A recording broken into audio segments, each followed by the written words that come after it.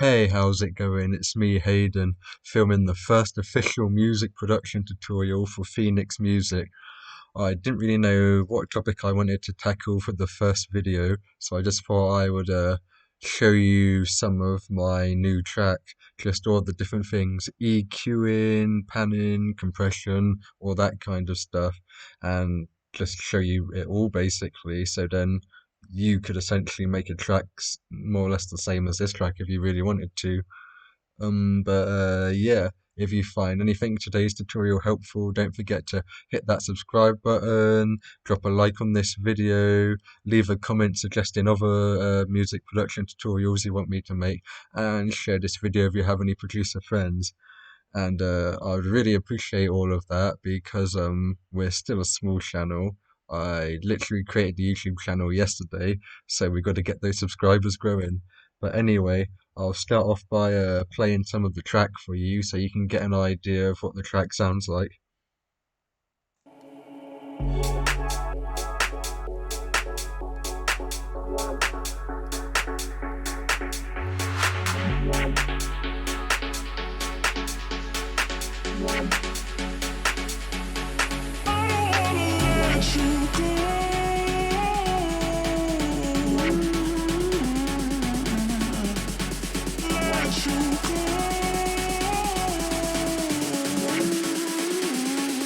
Catch a feeling.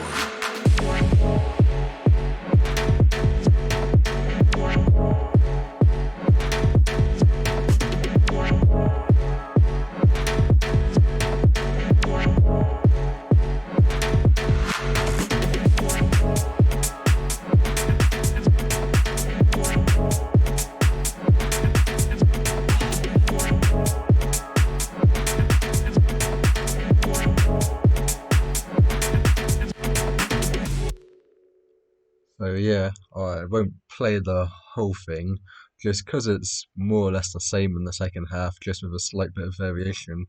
But yeah, so I'll show you the vocal first. So we've got this vocal. It's a splice vocal. And it sounds like this. I don't wanna let you go.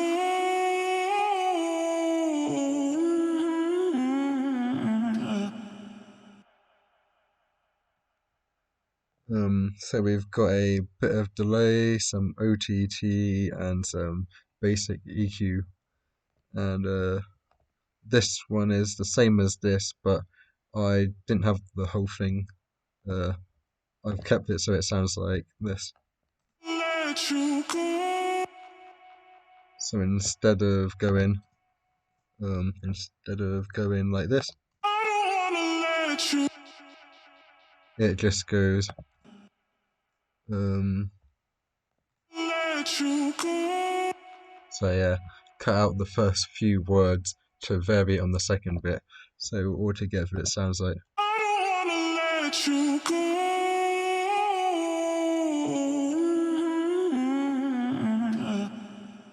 Let you go.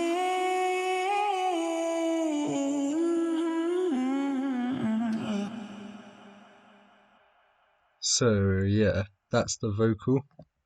Nothing too complex. Um, so what will I show next? I think I'll show some of the chords next. So we've got this one. We've also, I can't show you the MIDI because I bounced everything to audio just because I prefer having things like stabs and chords and stuff in audio because it's easier to like chop them up and stuff like that. So yeah, um, but I'll show you the audios. And then we've got this one.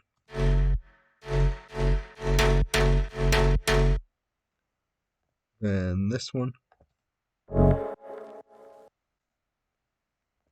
And this one.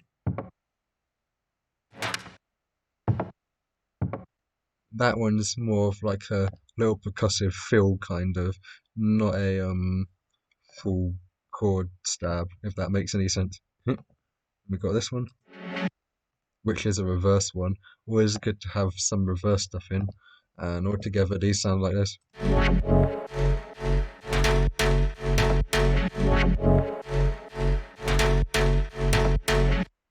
So nothing too complex. It might sound really complex when you hear the full track, but you can start to notice that it's not actually that complex when you break it down.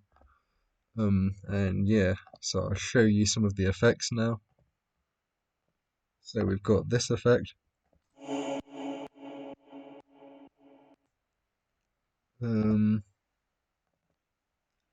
Also, I'll quickly show you the mix on these. I did say I'd show you the mixing. Uh, we've got a bit of volume automation, so the build and the breaks aren't as loud as the drop. Uh, some saturation, not too much because I didn't want to distort it. And some basic EQ, and we got this automation. Um, so yeah, that has it so it fades in here. Um, so yeah, starts right down and then gradually builds its way in. And then on this one, we've got a little bit of low end removed to make some room for the kick drum. So removed up to 36.9 hertz. So not a lot. We don't want to get rid of the actual sub bass frequencies. We just want to get rid of that really rumbly part down the bottom. Then a little boost here, little boost here. Bit of saturation. And this one is actually a chord and a sub bass because I bounced them down together. So we've got this. So yeah, instead of having a sub bass and the chord, the sub bass and the chord are together, if that makes any sense. Um, then we've got this one, nothing too complex, bit of basic EQ, some saturation. Um, and then obviously uh, we've got the little what is it? The percussive kind of one. Uh, that hasn't really got anything on it except this side chain. Don't know why I put a side chain on there. I guess something was just getting in the way, so I decided to sidechain it. Um, and then the reverse is pretty much just a chord that's been reversed. But I'm pretty sure it's one of these chords that I reversed. Or maybe not, I can't really remember. I've been working on this track for a while now, and a lot of the chords and stuff were the first things I added to the track. But anyway, back onto this stuff. We've got this white noise. That's just to make the kick drum a bit more crackly. As you can hear, it's following the rhythm of the kick drum. So yeah. Um, then we've got this kind of I don't even know what you would call this. Like a symphy kind of thing. I would have put that in the chords, but I felt that was more of an effect. And then this reverse thing here. Um, and another one of these things here. Also, you can probably see that some of them are panned. We've got like 12% to the left here, 4% to the right here, things like that. That's not too important though. You can pan how you like to pan, really. You can have things all the way to the left, all the way to the right. That's up to you, really. Um, then we've got another reverse thing here. Um, and another reverse thing. Now, this one I want to show you because this is a little stuttery one, and how I've done it is it's panning all the way to the left and all the way to the right really, really fast. So yeah, so it sounds like this. So that's literally just there, right, left, right. You get the idea. and you just want to automate that really fast. So then you get that kind of stutter effect. So if you ever wanted to know how that stutter effect was done, that's how it's done. um, then we've got this little glitchy thing here, just to put so it kind of adds more to the drum feel. Um, and then if I start showing you some of the drums now, so we've got this for the drums.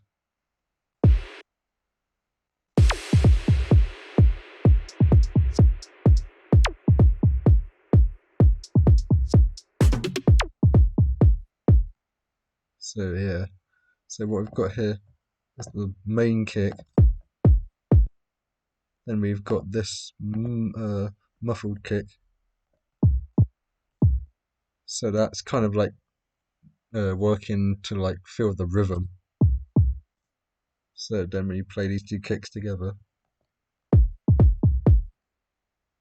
yeah, uh, a trick that a lot of producers are using these days, especially on Stamped records. And then we've got this little laser stab,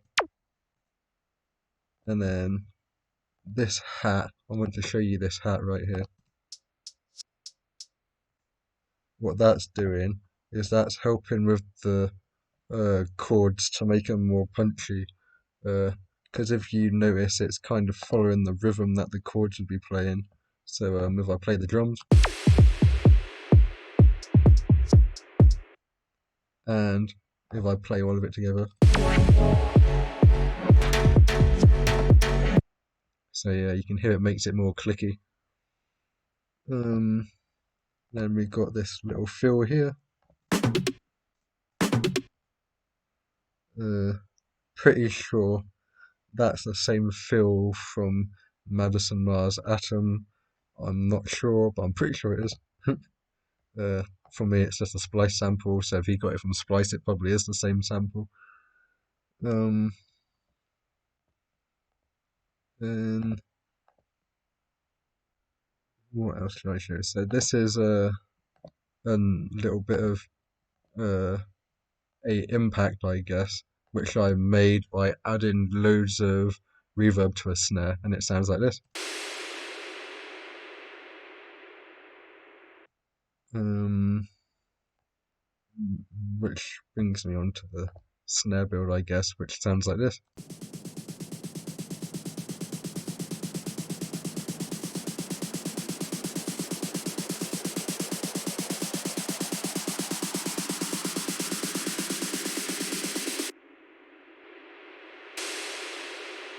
Yeah, as you can see, I've got the automation on the low end here, so the low end fades out right as we get to here. Catch a feeling. The reason all of this is in white, but these haven't been recolored to white, is I only put things in white when I know I'm going to keep them. I haven't decided whether I'm keeping these yet, but I'll show you what they sound like. We've got a hat layer and a clap layer.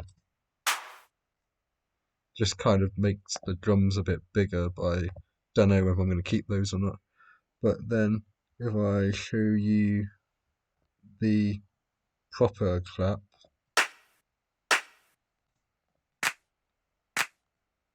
so yeah, the mixing on these are pretty simple. Yeah. And we've got this hat here. This is the proper hat. And then we've got this percussive thing, which is carrying a lot of the percussiveness of the second half of the drop. So if I play that all together.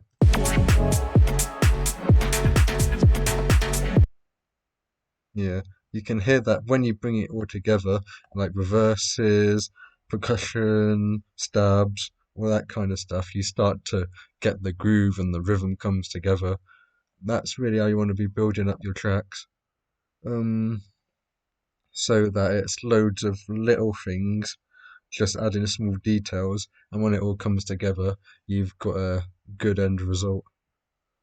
Um, and then we've got this clap here,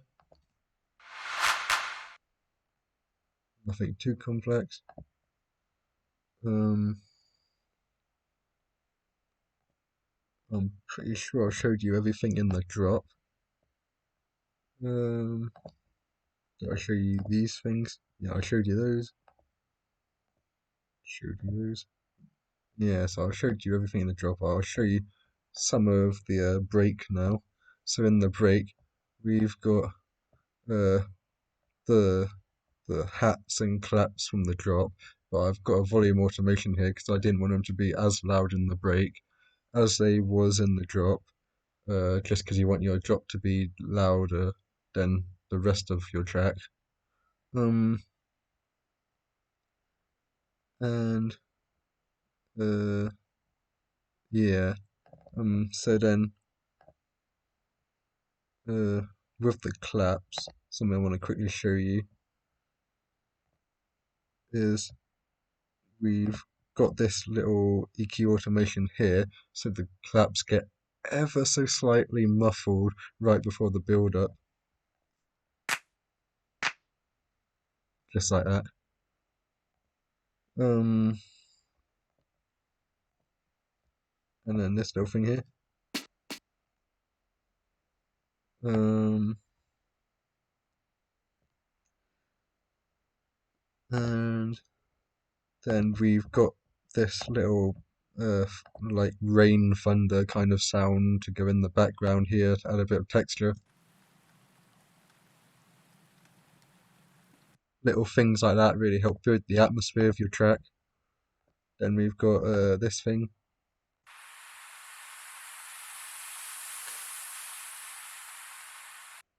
You've probably all heard that kind of sound. Just a standard like uplifter, downlifter kind of thing. Uh, More snare reverb thing. And impact. Moved a little bit of the low end because I've got a sub bass under there, so I didn't really want the rumbliness of the impact. I wanted it to impact but not take up a lot of space in the low end, so I moved a slight bit of low end from it. That way I can make some space for my sub bass, uh, which is a cool little trick, I guess. I know some people struggle with mixing impacts with sub bass and stuff because they end up distorting their mix, and that's how you fix it. Um,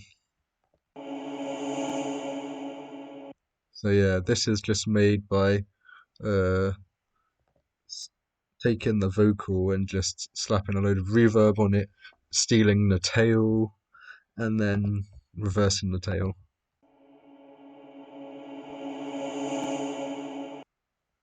Um,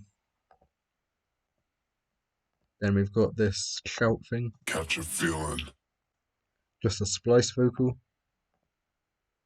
a little spring. I've seemed to have got into the habit of putting springs in most of my tracks these days. Whether that's in the drop, before the drop, somewhere, there's always a little spring sample that just kind of goes. Catch a um, and other than that, I'm pretty sure a lot of this is just stuff from the drop, but muffled and stuff like that. Except one thing. Let's see if I can find that and show you. Oh, two things actually, because we've got this sub bass as well.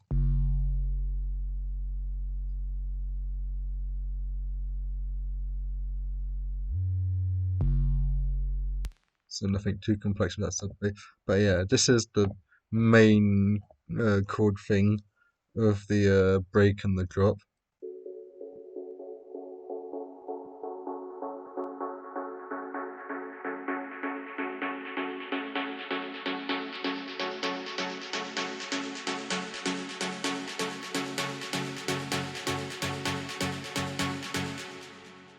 So yeah, and then I'm Pretty sure I've showed you everything. I might have missed one or two things, but it's probably not too important.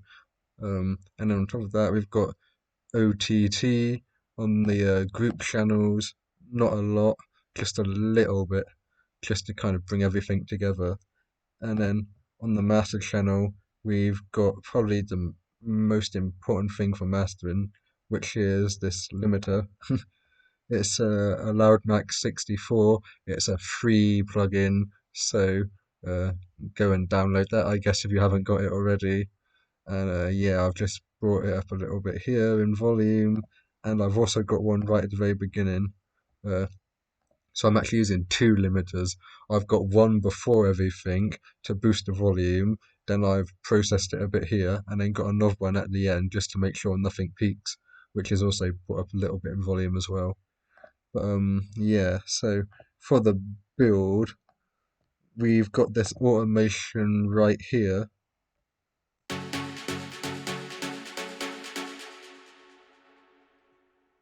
So yeah, if I play all that together.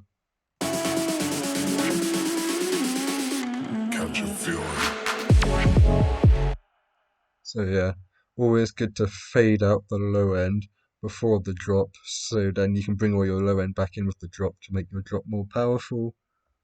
Um, and another little bit of volume automation here, just so that it gets a bit quiet here, and then all the volumes back with the drop.